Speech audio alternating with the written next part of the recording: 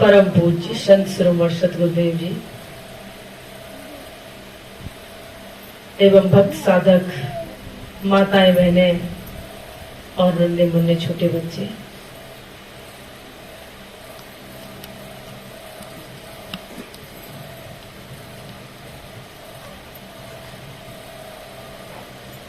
कहता तो बहुते मिले, कहता तो बहुते मिले, गहनता मिला न कोय, सो कहनता बह जान दे जो न गहनता हो। सतगुरु कबीर साहब की कि कबीर वाणी अटपटी झटपट लखे न कोय, जा काहू झटपट लखी सब खटपट दई खोय। कबीर साहब की वाणी कुछ अटपटी है, यानी सत्संग में बैठ के कुछ न कुछ बात की हम अपने जीवन उपयोगी अपनी झोली में डाल लें और उनके अनुसार चलना सीखें। जब आप चलोगे तभी प्राप्ति होगी। कल ही एक संभल जिले से एक फोन आया, एक साधक आता जाता तो था लेकिन अभी दीक्षा नहीं। बहुत विनम्र भाव से वो कह रहे थे कि गुरुदेव क्या फोन पे दीक्षा नहीं मिल सकती है। मैंने कि जो फोन पे दीक्षा मिलेगी उतना तो आपको पता ही है और बता ही चुके हैं कि हाँ, आपके बताने के अनुसार बिल्कुल सब समझ में आ गया कि बाहरी माया क्या है, आत्मा क्या है, ईश्वर क्या है, सब कुछ समझ में आया है कि जो कुछ है वो आत्मा है। लेकिन अब उनका सवाल था कि वो उस आत्मा को हम जाने कैसे। मैंने कही वही आत्मा का जानने का विषय कोई ऑनलाइन वाला नहीं है जो हम यहाँ से फोन से बता दें कि वो शरीर के संग में है या उस जगह है, तो वो फोन से नहीं बताया जा सकता है। उसको तो साधना के द्वारा करके दिखाया जाता है। वो अनुभव तुम्हें खुद करना है, क्योंकि साफ कहा गया है कि मुक्ति गुरु के अधीन नहीं होती है। चलना आपको है, संत सदगुरु सिर्फ रास्ता बताते हैं और उस रास्ते पे चलने के लिए आपको थोड़ा सा 3 अंगुल का फैसला डालना है, सतोगुण, रजोगुण, तमोगुण। इन गुणों से जब हम दूर होते हैं, उस माया से दूर होते हैं, तब तो मुझे कुछ दिखाई दे। दर्पण में जब धूल जमी होती है मुझे चेहरा नहीं दिखाई देता है। पानी को आप हिला दो तो उसमें आप अपना चेहरा नहीं देख सकते हो। उस पानी को शांत करना पड़ता है और शांत करने के लिए थोड़ा सा उस माया से 3 अंगुल का फैसला डाल दो। एक भजन सुनाएंगे। सब गर्दन झुकाए बैठे कि इतने लंका के पार खबर कौन लाए। तो कहा गया है कि कहा चुप साध रहे हनुमंता। जब उन्हें जामवंत ने कहा कि तुम्हें नहीं पता कि तुम्हारे अंदर कितनी शक्ति है, तुम क्या कर सकते हो, और अब उतनी शक्ति होने के बावजूद भी गर्दन झुकाए बैठे हो। जैसे ही ऐसा कोई गुरु मिलता है मेरे अंदर की शक्ति को उजागर करता है। हनुमान जी ने गर्दन ऊपर की और उन्होंने छाती ठोक दी कि हम लेके आएंगे सीता जी की खबर। कहने का मतलब है, एक बार एक अमेरिका का ये दृष्टांत है कि कोई इंडिया का व्यक्ति वहां पहुंच गया बिजनेस करने। बिजनेस में बहुत ऊंची ख्याति उसने प्राप्त की, बहुत धन पैदा किया, और धन के बाद ऐसा भी समय आता है बिजनेस में कभी न कभी घाटा भी आ जाता है। और जब घाटा आता है, जिस रेशियो से उसने पैदा किया है उसी से वो नीचे गिरता है। करोड़ों रुपए वो महीने में कमाता है, तो जब घाटा लगेगा तो वो करोड़ों रुपए का महीने में भी नीचे गिरेगा। और ऐसा आया कि उस पर करोड़ों रुपए के हिसाब से कर्जा हो गया। और कर्जा जैसे हुआ, दिमाग में टेंशन, शुगर, बीपी इत्यादि तो उसने बढ़ा ही लिए। अब उसे कोई रास्ता नहीं दिख रहा था। वो एक पार्क में बैठा और बड़ा उदास ही सोच रहा था कि हम एक तो यहाँ दूसरे देश में आए हुए हैं, इतना धंधा किया, बिल्डिंगें बनाई, सब कुछ किया, मकान भी है, इतना खर्चा बढ़ गए कि अब बगैर कमाए, बगैर ये निपटारा हुए कैसे क्या होगा। बहुत ही उदास भाव से सोच रहा था। तब तक क्या देखा, एक सामने एक व्यक्ति चला आ रहा, मिस्टर मार्क्स उसका नाम था, और वो उस समय अमेरिका का बहुत ही पैसे वाला धनाढ्य व्यक्ति था। तो उसने कहा कि क्यों उदास बैठे हो। बातचीत होने लगी कि ऐसे ऐसे मेरे पास कर्जा है। उन्होंने कहा कि मुझे तुम्हारी स्थिति पे दया आ रही है, और लो ये चेक। जितना उसने कर्जा बताया उतना कर्जा उस चेक में उसने भर दिया और कहा कि चुका दो, लेकिन ये ध्यान रखना 1 साल बाद इसी दिन मैं यहीं पे मिलूंगा और मुझे अपना पूरा पैसा चाहिए। और चेक उसे पकड़ा के और वो चला गया। अब वो व्यक्ति इतना धनाढ्य था, वो पूरा अमेरिका जानता था उसे, वो भी व्यक्ति जानता था, और उसे ये भी पता था कि हम नहीं देंगे ये वसूल तो कर ही लेगा। फिर भी उसने धन्यवाद दिया कि आपने मेरी स्थिति पर मुझ पे दया की, आप बहुत धन्यवाद के पात्र हो, और हम निश्चय ही आपकी समय पे आपकी अवधि के भीतर ही आपका धन लौटा देंगे। और वो चेक लेके घर पे आ गया। उसने कहा कि इस चेक के पैसे हम बाद में निकालेंगे, चलो नए हिसाब से अपने इस बिजनेस को खड़ा करते हैं।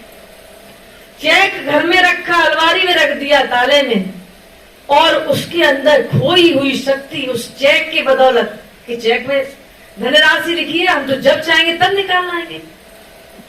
उसने ऐसा दिमाग में जो भी चीजें चलती थी वो शांत हो गई, और नए हिसाब से अपनी पूरी बिजनेस उसने खड़ी की, सारा कर्जा अपनी कमाई से चुका दिया। यहां तक उस व्यक्ति को उस चेक में से 1 रुपए भी निकालने की जरूरत नहीं पड़ी। उसने 1 साल के अंदर कर्जा अपना पूरा निवृत्त करके और अपनी पूरी पहले की तरह स्टैंडिंग बना ली। और 1 साल बाद वो अपने वचन के मुताबिक वहां जब पार्क में पहुंचा तो क्या देखता है कि वो व्यक्ति भी सामने आया हुआ है। आते ही उसने चेक निकाला कि भाई साहब आपका ये चेक है, मुझे जरूरत ही नहीं पड़ी निकालने की। इतना कहना था कि पीछे से उस व्यक्ति के पीछे 2 नर्स जो डॉक्टर होती है वो आई और उसको पकड़ने लगी। तो उस कर्जे वाले व्यक्ति ने कहा कि भाई इन्हें क्यों पकड़ रहे हैं, तो बहुत अच्छे व्यक्ति हैं, मेरी इन्होंने मदद की ऐसे समय में जब कोई नहीं करता था। कि भाई साहब आपको पता नहीं ये पागल खाने से भाग के आया है और अपने आप को मिस्टर मार्क्स कहता है कि हम ये हैं, और हर किसी को ये चेक पकड़ा देता है कि तो क्या ये मुझे चेक दिया फर्जी है? कि बिल्कुल फर्जी है। आपने अच्छा किया कि किसी बैंक वाले को नहीं दिखाया, नहीं तो 420 के चक्कर में आप जेल और जाते। उसने कहा गजब हो गया कि हम इस चेक के बलबूते पर मैंने अपना पूरा बिजनेस खड़ा कर दिया। हम तो बिल्कुल हतोत्साहित हो गए थे। और वो नर्स दोनों को पकड़ के ले गई और वो तो चिल्लाता हुआ, और हकीकत में वो पागल ही व्यक्ति था। कहने का मतलब है, कबीर साहब ने कहा है कि हंसा तू तो सबल है, हल्की तेरी चाल, रंग कुरंगे रंगिया जो लगवारे भाल। हे हंस, इस जीवात्मा को, प्राणी को, मनुष्य को कबीर साहब ने हंस कहा है। हंसा तू तो सबल है। वो भले ही फर्जी चेक था, लेकिन एक धन का बल, इतना बल होता है जैसे हम रिश्तेदार या परिवार के सदस्य सिर्फ इतनी कह देते हैं कि आप चिंता मत करो हम साथ हैं। इतनी कहते ही उसके अंदर एक नई ऊर्जा, नई ताकत आ जाती है। अपना बल उसे महसूस होने लगता है कि हम कुछ कर सकते हैं और सब कुछ आपको ही करना है। जैसे उस व्यक्ति ने पूरा बिजनेस खड़ा किया, सारा कर्जा चुकाया, सब कुछ अपनी लाइन बना ली एक थोड़े से संकेत से, और वैसे ही सदगुरु आप लोगों को संकेत दे रहे हैं कि तुम किस कारण दुखी हो। अपने दुख का कारण क्यों नहीं तलाशते हो कि कारण क्या है दुख का? और दुख का कारण होता है मेरी अज्ञानता। जहां हम भूल हैं और भ्रम में हैं, वही दुख मेरे सामने खड़ा हो जाता है। दुख का कारण मेरी तृष्णा है, मेरी वासनाएं हैं। जैसे एक बुजुर्ग व्यक्ति के 2 मकान थे। एक पुराना मकान छोड़ के वो नए मकान में रहने लगा और पुराने मकान को क्या देखता है कि उसमें आग लग गई। कुछ लोग दौड़ते हुए आए, उस बुजुर्ग से कहा कि आपके मकान में तो आग लग गई, पूरा मकान बेकार हो गया। वो बुजुर्ग सर पटक पटक के रोने लगा, कह रहे बड़ा नुकसान हो गया। तब तक दूसरे व्यक्ति ने कहा कि वो आपके बड़े बेटे ने वो मकान बेच दिया था किसी दूसरे को। बुजुर्ग ने तुरंत बही के बही आंसू पहुंचे और खुश हो गया। क्या तो कोई बात नहीं, अब मेरा नहीं था, वो तो बेच दिया था, अब तो जिसका होगा वो जाने।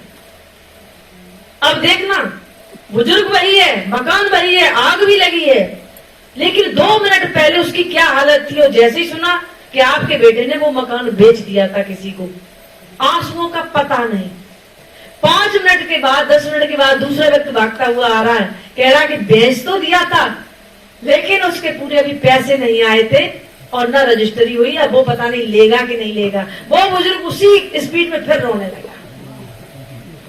अब आपको सिर्फ ये देखना है कि दुख कहां है। दुख यदि उस मकान के जलने से होता तो वो बुजुर्ग तीनों ही स्थिति में एक जैसा रहता।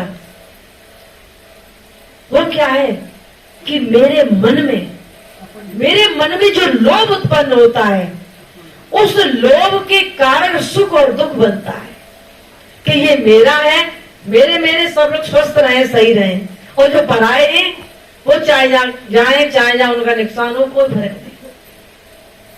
हमारे घर में जब कोई व्यक्ति चला जाता है, कैसा भी हो, तो कितना बुरा लगता है। और वैसे ही उसी दिन गांव में, पड़ोसी में, रास्ते में कितने व्यक्ति चले जाते हैं। दर्द होता है तो दर्द उस आत्मा के लिए होना चाहिए और समान दृष्टि। और जहां ये भाव आते हैं उन लोगों को कभी सुख और दुख दोनों ही नहीं व्यापते। हमारे दुख का कारण सिर्फ मेरी अज्ञानता है, और उस अज्ञानता को दूर ऐसे सत्संग सभाओं में किया जाता है कि कृपा की न होती जो आदत तुम्हारी, कृपा की न होती जो आदत तुम्हारी, तो सुनी ही रहती अदालत तुम्हारी, तो सुनी ही रहती। जो हम दीन होते ना होते तुम दयालु, जो हम दीन होते ना होते तुम दयालु, तो किस दिल में होती हिफाजत तुम्हारी, कृपा की न होती जो आदत तुम्हारी, कृपा की न होती। कृपा और दया, हमें दया आती है किसी की निर्बल अवस्था पर, और कृपा करना ये बहुत उच्च कोटि की क्वालिटी के हृदय के भाव के विचार है। जिस व्यक्ति के अंदर 24 घंटे दया का भाव रहता है, वो व्यक्ति पूज्य है, सम्माननीय है, वही महापुरुषों की श्रेणी में आता है जिस व्यक्ति के अंदर 24 घंटे दया का भाव रहता है। दया शब्द उस आत्मा से संबंध रखता है कि जिसने अपने आप को जाना है और जिसने सामने वाले को जाना है, उस व्यक्ति के अंदर 24 घंटे दया का भाव रहता है, कृपा का। और दया परिस्थिति बस होती है। दया हम किस पे करते हैं? रास्ते में कोई मिला, कोई किसी तरह से विकलांग है, आंख से, हाथ से, पैर से, तो हम, और उसकी उदंडता भी कोई होती है, तो हम क्या कहते हैं कि तू उदंडता तो बहुत देता है, लेकिन हम तुझ पे दया करते हैं क्योंकि तू चल नहीं सकता है, देख नहीं सकता है, या हाथ दोनों ठीक नहीं है। तो उसकी परिस्थिति पर तो दया आती है, और वो परिस्थिति नहीं है, फिर हम उस पर दया नहीं करते। लेकिन कृपा, कृपा हर व्यक्ति पे हर परिस्थिति में आती है। सामने वाला क्रोध करता है तब भी हम उस पर कृपा करते हैं कि कोई बात नहीं, इसका स्वभाव होगा। स्वभाव कैसा? एक संत दरिया के किनारे पानी से कुछ मुंह धोने लगे तो क्या देखा, एक बिच्छू बहता हुआ आ रहा है और बिच्छू का स्वभाव बन जाता है डंक मारना। उसे नहीं पता है कि मेरे संपर्क में कौन है। साधु ने हाथ में मैं पानी के लिया और बिच्छू को जैसे ही सोचा कि इसे पानी से बाहर निकाल लें, इतनी देर में तो उसने डंक मार दिया। और डंक मारते ही साधु ने सोचा कि इसने हम निकाल रहे और उसने मुझे डंक मारा। उसने पानी में फिर फेंक दिया और पानी में वो बहुत तैरने की कोशिश कर रहा है, छटपटा रहा है। उसको फिर दया आई, उसने फिर निकाल दिया। उसने काटा, फिर भी 3 बार ऐसा हो गया। इतनी देर में साधु का दिमाग घूमा। उसने कहा कि इसे नहीं पता कि मुझे ये निकाल रहा है कि मार रहा है, क्या कर रहा है। इसका स्वभाव बन चुका है काटने का, अपना डंक चलाने का। जब इसका स्वभाव काटने का है तो मेरा स्वभाव, इसका मतलब हम इसके सामने हार मान जाएंगे। तो हम अपना स्वभाव क्यों बदलें? मेरा स्वभाव है इस पर दया करने का, कृपा करने का। और साधु ने पानी लिया और बिच्छू को निकाल के बाहर कर दिया। जो संत प्रकृति के लोग होते हैं, जो सज्जन होते हैं, वो हर व्यक्ति पे वो कृपा करते हैं, उसके स्वभाव को नहीं देखते कि तुम्हारा स्वभाव कैसा है। मान लीजिए हम यहां बैठे साधु हैं और जो हमारे पैर छुए, दक्षिणा दे, बहुत मीठी भाषा बोले, उस पर तो हम दया करें। और जो व्यक्ति ऐसा ये कोई काम न करे, हो सकता मैं मुझसे अपशब्द भी कह दे, एक आध गाली सुना के चला जाए, और हम उसके प्रति क्या भाव रखें?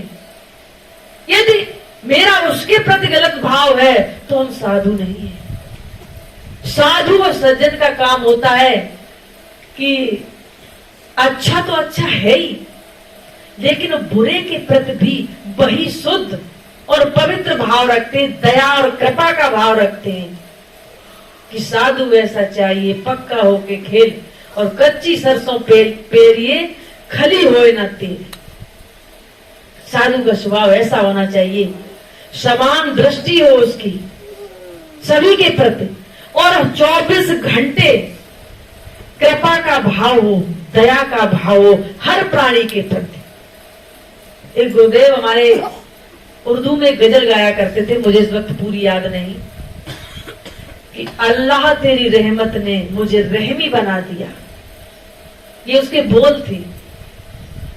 अल्लाह यानी उन्होंने उर्दू में लिखी, उस परमात्मा को कहा है, आत्मा को कहा है कि तेरे होते हुए तेरी ऐसी कृपा, ऐसी दया 24 घंटे मेरे शरीर पे रहती है।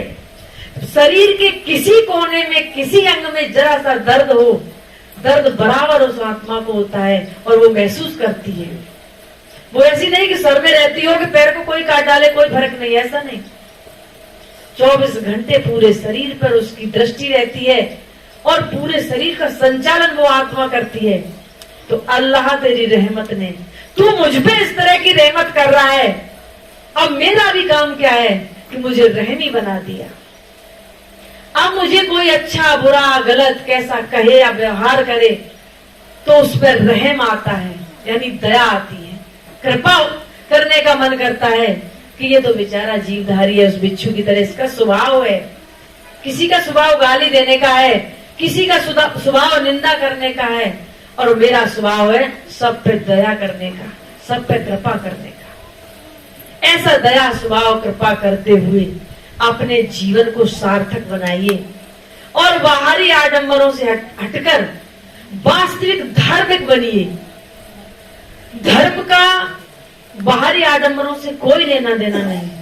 जितने ही आप पत्थर में दिमाग दोगे, आपका मन, चित्त, अंतःकरण वो पत्थरवत हो जाएगा। इसलिए तुम बार बार कहते हैं कि जिंदा व्यक्ति को पूजो, पहचानो, जानो, मानो, ताकि उनके प्रति दया का भाव आपके अंदर पैदा हो। मैं अपनी वाणी को इन्हीं शब्दों के साथ विराम देते हैं। बोलिए श्री सद्गुरुदेव की।